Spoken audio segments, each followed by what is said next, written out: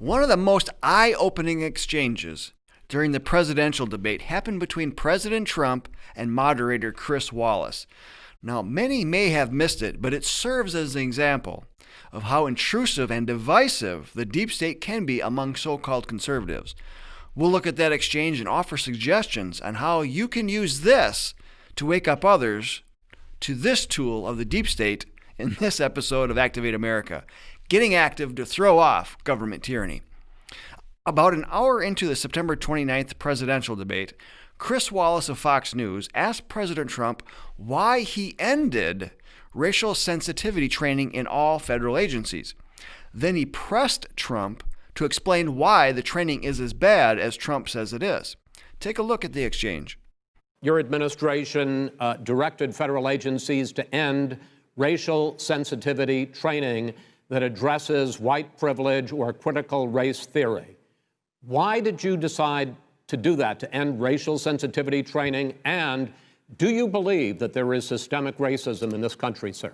I ended it because it's racist. I ended it because a lot of people were complaining that they were asked to do things that were absolutely insane, that it was a radical revolution that was taking place in our military, in our schools, all over the place, and you know it, and so does everybody else. And he would know. What is radical totally about racist. racial sensitivity training, sir? If you were a certain person, you had no status in life. It was sort of a reversal. You look at the people. We were paying people hundreds of thousands of dollars to teach very bad ideas, frankly, very sick ideas, and really they were teaching people to hate our country. And I'm not going to do that. I'm not going to allow that to happen.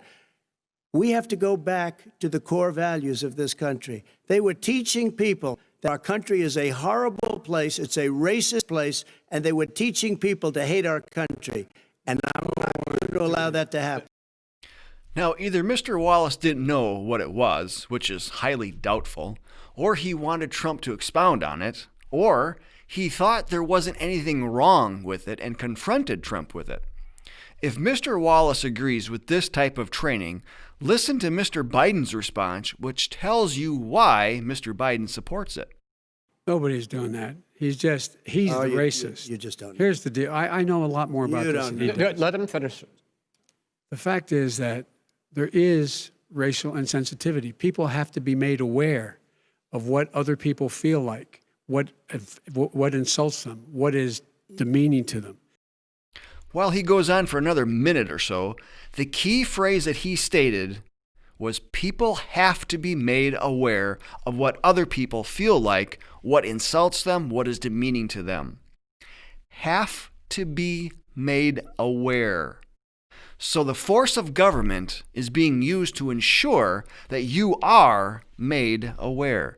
Now remember, this is being forced upon and through federal agencies, including government workers, the military, and public schools. According to the memo canceling this, the director of the Office of Management and Budget wrote, "It has come to the president's attention that executive branch agencies have spent millions of taxpayer dollars to date training government workers to believe divisive, anti-American propaganda. For example, according to press reports, employees across the executive branch have been required to attend trainings where they are told that virtually all white people contribute to racism, or where they are required to say that they benefit from racism. According to press reports, in some cases, these training have further claimed that there is racism embedded in the belief that America is the land of opportunity, or the belief that the most qualified person should receive a job.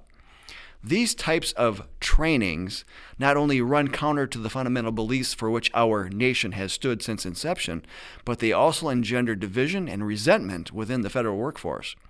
We can be proud that as an employer, the federal government has employees of all races, ethnicity, and religions. We can be proud that Americans from all over the country seek to join our workforce and dedicate themselves to public service. We can be proud of our continued efforts to welcome all individuals who seek to serve their fellow Americans as federal employees. However, we cannot accept our employees receiving training that seeks to undercut our core values as Americans and drive division within our workforce. He ends with, the divisive, false, and demeaning propaganda of the critical race theory movement is contrary to all we stand for as Americans and should have no place in the federal government. Regarding this division, Breitbart.com reported, critical race theory is the leftist, racist doctrine that forms the intellectual underpinnings of Black Lives Matter, Antifa, and other radical organizations currently engaged in unrest on America's streets. Let's also remember that the New York Times' 1619 Project, which, according to Mr. Bob Woodson, in an editorial published by the Wall Street Journal, is the initiative designed to show that whites have always been and continue to be the beneficiaries of both slavery and its attendant institutional racism, and blacks the perpetual victims. Mr. Woodson, a former civil rights leader, knows a thing or two about racism and founded the Woodson Center to help those in low-income areas to transform lives, schools, and troubled neighborhoods from the inside out. He also wrote in the editorial, Black America's history of success and achievement and its continuing legacy today is a vital, inspiring part of our nation's past. It's sadly overlooked in the 1619 Project. The project also promotes the dangerous idea that the black community is exempt from responsibility to lift itself. To paraphrase C.S. Lewis, some prisons have locks that are on the inside. This type of propaganda is deliberately meant to keep Americans from seeing their God-given potential. It's meant to be divisive, to keep Americans divided and fighting amongst themselves. Why? Because again, as we have mentioned here many times, the issue of racism is not the main issue. In the words of communist dictator Joseph Stalin, the issue is always revolution. Those seeking revolution have consistently demonstrated throughout history a two-pronged approach of creating such discontent and strife among the people that they take to the street in protest, creating great pressure from below to get government to act. The elites in the media, donors, and others helping to mold public opinion place additional pressure from above to get government to act and supply suggestions that create more government, and of course require more taxpayer money. This is all done without any discussion as to whether or not the government actions are even constitutional, which of course sets the stage for changing the scope and the purpose of government from one of protecting God-given rights to one that provides welfare for the people. Through this process, the size of government continues to expand and eventually will become unsustainable. Critical race theory and the 1619 Project have already been packaged as curriculum in public schools, which shows you that those seeking revolution are in it for the long haul. So, we hate to say it, but merely re-electing Trump is not a long-term solution. Plus, this initiative is only one of many tools used by the deep state to gain control of the American populace.